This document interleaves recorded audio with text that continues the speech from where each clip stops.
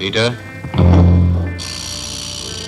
1970s में अमिताभ बच्चन बॉलीवुड के सबसे पॉपुलर सुपरस्टार बन चुके थे। सक्सेस और पॉपुलैरिटी के मामले में दूसरा कोई भी एक्टर उनके आसपास नजर नहीं आ रहा था। फिर सडनली एक नया बॉलीवुड एक्टर आता है और बहुत कम समय में सक्सेस पा लेता है। इस एक्टर को लोग अमिताभ बच्चन का सबसे बड़ा कंपटीशन मानने लगे थे और लोगों का मानना ये था कि सक्सेस और पॉपुलैरिटी के मामले में ये एक्टर अमिताभ बच्चन को भी पीछे छोड़ देगा। मैंने तुम्हें कहीं पहले भी देखा है। वो है विनोद खन्ना। इनके सामने ऑप्शन था बॉलीवुड का सुपरस्टार बनने का, लेकिन वो नहीं बने। सुपरस्टार बनना तो दूर की बात, उन्होंने फिल्म इंडस्ट्री को भी छोड़ दिया और संन्यास ले लिया। इनके इस स्टेप के पीछे का सबसे बड़ा रीजन था spiritual leader Osho. Bollywood superstar बनने जा रहे विनोद खन्ना ओशो की बात से इतना इन्फ्लुएंस हो गए कि वो सब कुछ छोड़कर कैलिफोर्निया में बने हुए ओशो के आश्रम रजनीशपुरम में गार्डनर का काम करने लगे। जब सारा जगत माया ही है तो मुझसे क्या करोगे एकांत में मिलकर?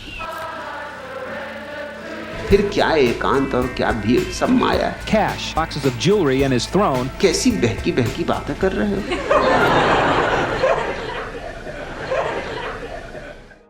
लेकिन विनोद खन्ना ऐसे अकेले आदमी नहीं थे जो ओशो की बात से इन्फ्लुएंस हुए, बल्कि ऐसे लाखों करोड़ों लोग थे जो ओशो की बातों से इन्फ्लुएंस हुए और उन्होंने अपना सब कुछ छोड़ दिया। इंडिया के साथ साथ ओशो का इन्फ्लुएंस दुनिया भर के अलग अलग देशों में भी फैल चुका था। ओशो के इन्फ्लुएंस का अंदाजा इस चीज से लगाया जा सकता है कि उनकी डेथ के 35 साल बाद भी आज ओशो रेलेवेंट बने हुए हैं। ओशो की सक्सेस और पॉपुलैरिटी इतनी थी कि इनके फॉलोअर्स ने अमेरिका में इनके नाम का एक पूरा शहर बसा दिया था, जिसका नाम था रजनीशपुरम। लेकिन सक्सेस और पॉपुलैरिटी के साथ साथ ओशो की लाइफ से बहुत सारी कंट्रोवर्सीज भी जुड़ी रही। इन्हीं कंट्रोवर्सीज ने ओशो को इंडिया छोड़कर अमेरिका जाने के लिए मजबूर कर दिया था। So many threats to kill me were coming in every day. इन्हीं कंट्रोवर्सीज के चलते इन्हें सेक्स गुरु का टैग दिया गया, अमेरिका ने इन्हें जेल में डाला और 21 देशों में इनकी एंट्री को बैन कर दिया गया। फिलॉसफी के नॉर्मल टीचर से स्पिरिचुअल लीडर बनना और अमेरिका में अपनी खुद की एक सिटी एस्टैब्लिश करना, ओशो की ये लाइफ जर्नी पूरी कंट्रोवर्सीज से भरी हुई है। और इस स्टोरी में कुछ इंसिडेंट्स ऐसे हैं जिसे डाइजेस्ट करना भी थोड़ा मुश्किल है, और इस पूरी स्टोरी को आज डिटेल में जानेंगे। ओशो का जन्म 11 दिसंबर 1931 में कुचवाड़ा मध्य प्रदेश की एक जैन फैमिली में हुआ था और इनका असली नाम था चंद्रमोहन जैन। ओशो अपनी स्पीचेस में उनके अर्ली लाइफ के बारे में कई बार बात किया करते थे, जिनमें वो कहते थे कि उनकी हर बात पर सवाल करने की आदत थी। अपने इस आदत के चलते उन्हें एक बार कॉलेज से भी निकाला गया था। ओशो ने साल 1955 में जबलपुर यूनिवर्सिटी से अपनी बीए की डिग्री कंप्लीट की और उसके बाद 1957 में उन्होंने सॉगर यूनिवर्सिटी से फिलॉसफी में अपना मास्टर्स कंप्लीट किया। मास्टर्स कंप्लीट करने के बाद उन्होंने फिलॉसफी पढ़ाना शुरू कर दिया। लेकिन फिलॉसफी का टीचर बनने से पहले ओशो की लाइफ में एक बहुत इंपॉर्टेंट इंसिडेंट हुआ। उनकी बायोग्राफी में दी गई इन्फॉर्मेशन के अकॉर्डिंग 21 की एज के आसपास चंद्रमोहन जैन यानी ओशो को इंटेंस स्पिरिचुअल एक्सपीरियंसेस हुए और इन एक्सपीरियंसेस के बाद ही उनका इंटरेस्ट फिलॉसफी की तरफ बहुत ज्यादा बढ़ गया। अगले कुछ सालों तक ओशो फिलॉसफी के टीचर बने रहे और उन्होंने अलग अलग जगह पर रिलीजन ट्रेडिशन पर बात करना शुरू कर दिया। धीरे धीरे ओशो को सुनने वाले लोगों का नंबर बढ़ने लगा और अभी उनके छोटे छोटे कैंप्स थे जिनमें वो अपनी स्पीच दिया करते थे। ईयर 1966 के आते ओशो ने पूरी तरीके से स्पिरिचुअल लीडर बनने का डिसीजन ले लिया और उन्होंने यूनिवर्सिटी से रिजाइन दे दिया। अब वो फुल टाइम स्पिरिचुअल गुरु बन चुके थे और इंडिया की अलग अलग जगह पर जाकर स्पीचेस देने लगे। वो अपनी स्पीचेस में पॉलिटिकल आइडियोलॉजी से लेकर रिलीजन पर खुलकर बात किया करते थे और कई बार तो उनके कमेंट्स काफ़ी कंट्रोवर्शियल भी हो जाया करते थे। लेकिन इनिशियल डेज में ओशो के इन कंट्रोवर्शियल कमेंट्स ने उन्हें बहुत ज़्यादा पॉपुलैरिटी देने का भी काम किया। उनके फॉलोअर्स तेज़ी से बढ़ने लगे, जिनमें से एक थी लक्ष्मी, जिनका नाम चेंज करके ओशो ने माँ योग लक्ष्मी रखा था, और दूसरी थी क्रिस्टीना वुल्फ, जिनका नाम प्रेम निवानो रखा गया था। माँ योगा लक्ष्मी ओशो की पहली पर्सनल सेक्रेटरी बनी और दूसरी क्रिस्टीना वुल्फ यानी प्रेम निवानो फॉरेन कंट्री में ओशो के फॉलोअर्स के लिए कैंप्स को मैनेज करने का काम वही किया करती थी और ओशो की पॉपुलैरिटी बढ़ाने में इन दोनों का एक बहुत इंपॉर्टेंट रोल रहा था। अब लेट 1960s आते आते ओशो ने नव संन्यास मूवमेंट की शुरुआत की, जिसमें उन्होंने सारी बॉन्डेज तोड़कर खुलकर जीने की बात की थी। इस मूवमेंट में उनका सबसे कंट्रोवर्शियल पार्ट रहा सेक्स को स्पिरिचुअलिटी से जोड़ना और अपने लोगों के लिए इसे स्पिरिचुअल जर्नी का हिस्सा बताना। ओशो का नव संन्यास मूवमेंट काफी सक्सेसफुल रहा और अब इंडिया के साथ साथ फॉरेन कंट्रीज में भी उनके बहुत सारे फॉलोअर्स हो चुके थे। फॉरेन से इंडिया आने वाले ओशो फॉलोअर्स का नंबर हर साल बढ़ रहा था, जो ओशो को बहुत बड़ी अमाउंट में पैसा भी दिया करते थे। इन्हीं पैसों से ओशो ने ईयर 1974 में पुणे के गोरेगांव में अपना पहला आश्रम एस्टैब्लिश किया। ये आश्रम काफी बड़ा था और यहाँ बहुत सारे फॉलोअर्स भी रहा करते थे। जो कि अलग अलग काम किया करते थे। एक टाइम यहाँ रहने वाले फॉलोअर्स का नंबर 30,000 के आसपास था, जिसमें मैक्सिमम फॉरेन कंट्रीज के लोग थे। ओशो ने आश्रम में बहुत सारी थेरेपीज और इनकॉपरेटिव मेथड्स को प्रैक्टिस करना शुरू किया और इन सब प्रैक्टिस को वो इंसान के स्पिरिचुअल पोटेंशियल को लिफ्ट करने का तरीका मानते थे। और इन्हीं प्रैक्टिसेस में से एक प्रैक्टिस थी लिबरलाइज्ड सेक्स, यानी आश्रम के कोई भी लोग किसी के साथ भी सेक्सुअल एक्टिविटीज में इन्वॉल्व हो सकते थे। और इसी प्रैक्टिस के चलते ओशो के आश्रम पर बहुत सारे एलिगेशंस लगने शुरू हुए। अब ओशो के पुणे आश्रम में फॉलोअर्स के तौर पर रह चुके बहुत से लोगों ने इस चीज पर बात की। 1980s में 6 महीने के लिए पुणे आश्रम में रही रोजलिन स्मिथ ने कहा कि ओशो के आश्रम में वुमेन्स पर फोर्सफुली साइकोलॉजिकल प्रेशर बना के उन्हें सेक्सुअल एक्टिविटीज में शामिल होने के लिए मजबूर किया जाता है। इवन वो एलिगेशन लगाने में एक स्टेप और आगे चले गए, जिसमें उन्होंने कहा कि वहाँ ग्रुप जैसी एक्टिविटीज भी इंक्लूड थी और अगर कोई इन एक्टिविटीज में इन्वॉल्व होने से मना करता था तो उन्हें ग्रुप लीडर पनिशमेंट देता था। एक्स डिसिपल एस्कर्ट फ्लोदर ने बताया कि उन्होंने आश्रम में होने वाली एक प्रैक्टिस संपन्न के दौरान ये देखा कि 2 मेल एक फीमेल का करने की कोशिश कर रहे थे। डेविड बॉडेलर ने भी ऐसे ही इंसिडेंट्स का जिक्र करते हुए कहा कि जब आश्रम में एक औरत के साथ ये सब हुआ तो इस ट्रॉमा से बाहर आने के लिए उस औरत को आश्रम से निकलने के बाद कई सालों तक काउंसलिंग लेनी पड़ी थी। अब ओशो के आश्रम में हुई इन कंट्रोवर्शियल प्रैक्टिसेस के मेडिकल प्रूफ्स भी मिले, जिसके बारे में बात करते हुए एक्स डेसिबल स्मिथ ने बताया कि आश्रम में चल रही कंट्रोवर्शियल ग्रुप सेक्स प्रैक्टिसेस की वजह से बहुत सारे लोगों को सेक्सुअली ट्रांसमिटेड डिजीज हो गई थी, जिसमें गनोरिया और हर्पीज जैसी बीमारी कॉमन थी। अब एक तरफ इन सारी कंट्रोवर्शियल एक्टिविटीज के चलते ओशो के आश्रम पर एडमिनिस्ट्रेशन और गवर्नमेंट दोनों ही भड़के हुए थे। दूसरी तरफ इस आग में घी डालने का काम किया ओशो की मोस्ट पॉपुलर और मोस्ट कंट्रोवर्शियल बुक ने, संभोग से समाधि की ओर, जिसे लेट 1980s में पब्लिश किया गया था। अब इस बुक में भी सेक्सुअलिटी और स्पिरिचुअलिटी के बारे में काफी खुलकर बात की गई थी, जिसके चलते हजारों लोगों ने इस किताब को पढ़ा था। अब ओशो के आश्रम में होने वाली कंट्रोवर्शियल प्रैक्टिसेस के साथ साथ पॉलिटिकल आइडियोलॉजी और रिलीजन पर भी उनके कंट्रोवर्शियल कमेंट्स बढ़ते जा रहे थे। वैसे ओशो की कही गई मैक्सिमम बातों में करेक्ट आर्ग्यूमेंट्स जरूर होती थी, लेकिन उनकी ये आर्ग्यूमेंट्स बहुत सारे लोगों के लिए प्रॉब्लम्स पैदा कर रही थी, जिनमें से ज्यादातर पॉलिटिशियंस थे। ओशो का बढ़ता हुआ ये कंट्रोवर्शियल कल्ट तब की गवर्नमेंट को सोसाइटी के लिए एक बहुत बड़ा खतरा लगने लगा और उन्होंने इनडायरेक्टली ओशो पर एक्शंस लेने शुरू कर दिए। स्पेशली 1977 के बाद जब मोरारजी देसाई देश के पीएम बने, जो कि ओशो के कल्ट के बिल्कुल अगेंस्ट थे। अब ओशो के अगेंस्ट बहुत सारे एक्शंस लिए गए, जिनमें से पहला एक्शन था कि बाहर से आए डिवोटीज से मिलने वाले अमाउंट पर ओशो को हैवी टैक्स अमाउंट पे करना होगा और उनकी सारी प्रॉपर्टीज पर भी टैक्स लगाने के ऑर्डर्स दिए गए। इसके अलावा उन पर बहुत सारे लीगल केसेस किए गए। अब बढ़ती कंट्रोवर्सीज और गवर्नमेंट के इन्वॉल्वमेंट के बीच ओशो के लिए इंडिया में रहना मुश्किल होता चला गया और इन सब चीज़ों से छुटकारा पाने के लिए ओशो ने अमेरिका जाने का डिसीजन लिया और आगे चलकर उनका ये डिसीजन उनकी लाइफ में एक और कंट्रोवर्शियल चैप्टर जोड़ने का काम करता है। अब ईयर 1981 में अमेरिका जाने से पहले ओशो की एक नई शिष्य उनसे जुड़ती है, जिनका नाम था शीला अंबालाल पटेल, जिसे चेंज करके ओशो ने माँ आनंद शीला रख दिया था। अमेरिका में ओशो की असिस्टेंट रही आनंद शीला ओशो के सबसे करीब रहे लोगों में से एक थी, जो उनके डाउनफॉल का सबसे बड़ा रीजन भी बनी। अब फाइनली ईयर 1981 में ओशो अमेरिका चले गए। अमेरिका के नॉर्थ वेस्ट साइड में एक डेजर्ट है जिसे वास्को काउंटी कहा जाता है, जो एंटोपी ओरेगन में सिचुएटेड थी। यहाँ पर ओशो के हजारों फॉलोअर्स ने मिलकर उनके लिए एक पूरी सिटी ही बना दी थी, जिसे रजनीशपुरम के नाम से जाना जाता था। लगभग 260 किलोमीटर स्क्वायर एरिया वाली सिटी को ओशो के फॉलोअर्स ने ही बनाया था।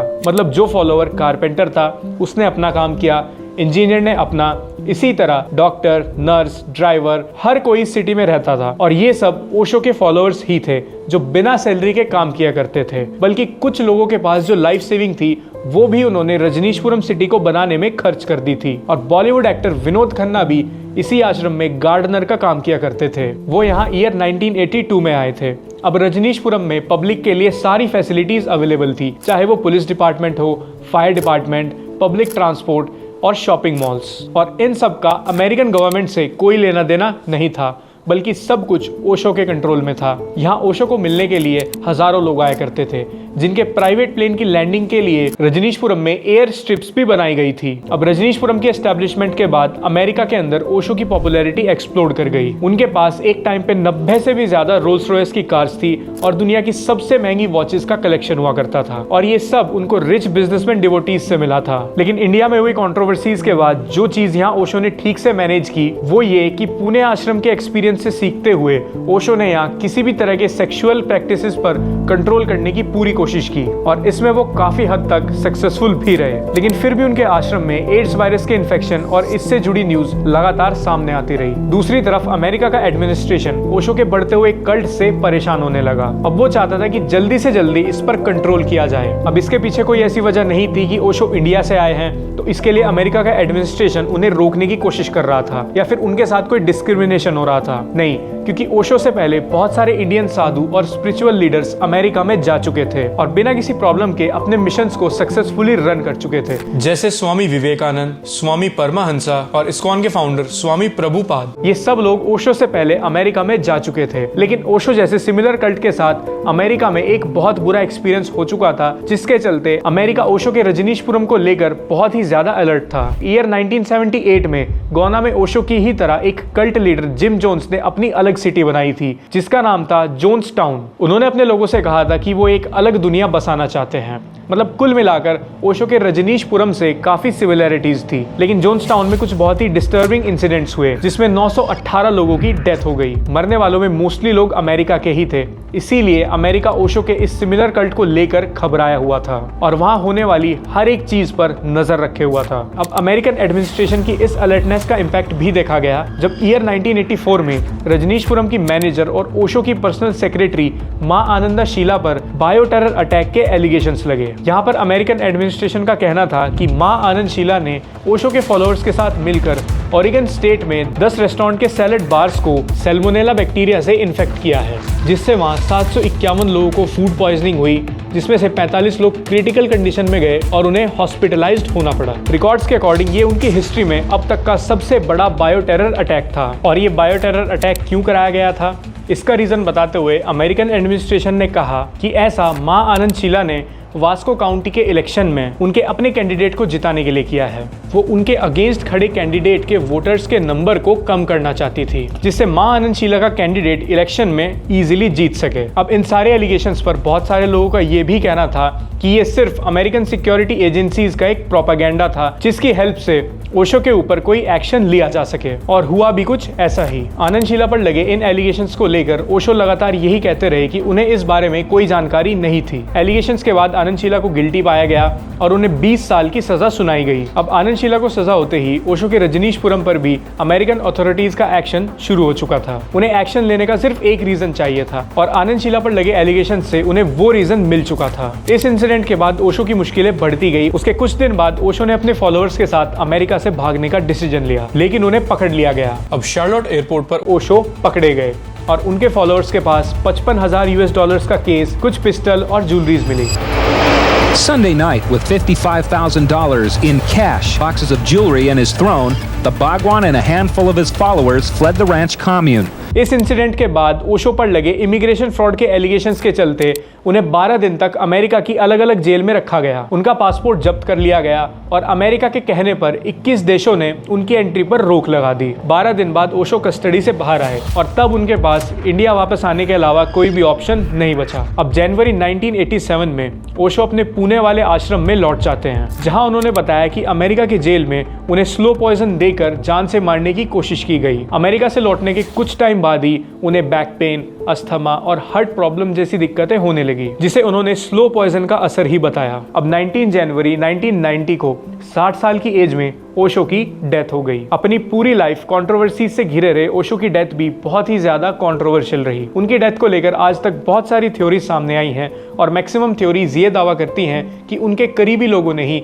उन्हें पॉइजन देकर मार दिया था, जिसके पीछे का सबसे बड़ा रीजन था उनका सक्सेसर बनकर उनकी पूरी प्रॉपर्टी पर कब्जा करना और उनके आश्रम को चलाना। ओशो की मिस्टीरियस डेथ पर इन्वेस्टिगेटिव जर्नलिस्ट अभय वाद्या ने एक बुक लिखी है, हु किल्ड ओशो, जिसमें उन्होंने ओशो की डेथ के दिन उनके आश्रम में बहुत सारी इररेगुलरिटीज पर क्वेश्चन किए। ओशो की डेथ पर उनके भाई और उनकी मां ने भी बहुत सारे क्वेश्चंस रेज किए हैं। जिस दिन ओशो की डेथ हुई उस दिन उनकी मां भी आश्रम में ही थी, लेकिन ओशो की तबीयत खराब के बारे में किसी को भी बताया नहीं गया और ना ही ओशो के आखिरी टाइम में उनकी मां को उनके पास जाने दिया गया। इनफैक्ट जब ओशो की तबीयत बिगड़ी तो उनके पर्सनल फिजिशियन की जगह किसी दूसरे डॉक्टर को चेकअप के लिए बुलाया गया। ओशो की डेथ पर उनके पर्सनल फिजिशियन ने कहा कि उन्होंने ओशो को लास्ट सांस लेते हुए नहीं देखा, क्योंकि जब उन्हें ओशो की तबीयत खराब होने के बारे में पता चला और वो आश्रम गए तो उन्हें ओशो के रूम के बाहर ही रोक दिया गया। और ओशो की पोस्टमार्टम रिपोर्ट को लेकर भी काफी सारी कंट्रोवर्सीज हुई थी। उनकी पोस्टमार्टम रिपोर्ट को लेकर कहा गया था कि बिना किसी चेकअप के वो रिपोर्ट बना दी गई और हार्ट अटैक को ओशो की डेथ का रीजन बता दिया गया। वहीं कुछ लोगों का कहना यह था कि ओशो को पॉइजन देकर मारा गया और इसके सिम्टम उनकी डेड बॉडी पर भी नजर आ रहे थे, जिसके चलते उनके लास्ट रिचुअल्स को बहुत जल्दी कर दिया गया। और सरप्राइजिंगली यही सेम चीज ओशो की डिवोटी प्रेम निवानो यानी क्रिस्टीनिया वुल्फ के साथ भी हुई। ओशो की डेथ से 40 दिन पहले उनकी भी डेथ हो जाती है और उनकी डेथ का रीजन ड्रग ओवरडोज बताया गया। उनके लास्ट रिचुअल्स को भी बहुत जल्दबाजी में पूरा कर दिया गया, लेकिन आज तक कोई ये नहीं जान पाया है कि उस दिन ओशो के रूम में क्या हुआ था और उनकी डेथ आज तक एक मिस्ट्री बनी हुई है। अब भले ही ओशो के बाद उनका कोई सक्सेसर नहीं हुआ, लेकिन ओशो इंटरनेशनल नाम से उनकी अपनी एक ऑर्गेनाइजेशन चलती है और आज भी उनके आश्रम खुले हुए हैं। उन्हीं के भाई इसे रन करते हैं। तो कंट्रोवर्सी से भरी हुई लाइफ के बावजूद लोगों का एक ग्रुप ऐसा था जो ओशो को 20th सेंचुरी का सबसे बड़ा फिलोसोफर मानते हैं। उनके फॉलोअर्स उन्हें भगवान रजनीश ओशो कहकर बुलाते हैं और उनकी पूजा तक करते हैं। उनकी फोटोज अपने घरों में लगाकर रखते हैं और ये बात भी काफी हद तक सही है कि ओशो 20th सेंचुरी के सबसे बड़े फिलोसोफर्स में से एक थे। अगर थोड़ी देर के लिए उनकी कंट्रोवर्सी वाली चीजों को हटा दिया जाए तो पॉलिटिकल आइडियोलॉजी से लेकर रिलीजन तक ओशो के मैक्सिमम आर्ग्यूमेंट्स सही थे और आज भी उनके आर्ग्यूमेंट्स का जवाब देना लगभग इम्पॉसिबल सा है। और यही रीजन है कि आज का यूथ और आज से 50 साल पुराना यूथ उनकी बातों से इंप्रेस हुआ करता था और लोग सोचते हैं कि ओशो पूरी तरह से रिलीजन के अगेंस्ट थे, जबकि ऐसा नहीं था। रिलीजन की कुछ चीजों को उन्होंने क्रिटिसाइज किया जो उन्हें इंपॉर्टेंट और रीजनेबल लगी, लेकिन उसी के साथ साथ उन्होंने काफी चीजों को सपोर्ट भी किया। और ओशो ने कभी अपने इमेज को बनाए रखने के लिए या किसी को अपने ऊपर एक्शन लेने से रोकने के लिए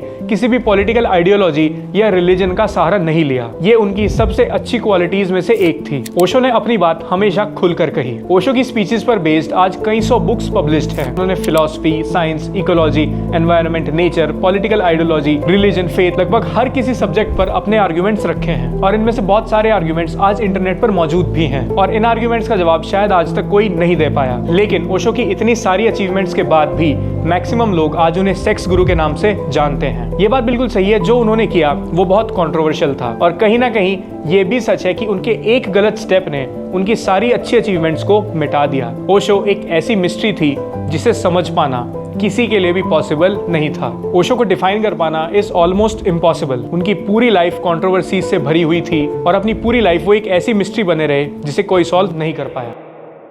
आज की इस वीडियो में इतना ही। आई होप आपको ये वीडियो पसंद आया होगा। मेरे इंस्टाग्राम और ट्विटर का लिंक आपको डिस्क्रिप्शन में मिल जाएगा। ऑल्सो हमारे व्लॉग चैनल को जाके चेकआउट करना। मिलेंगे अगले वीडियो में। बाय।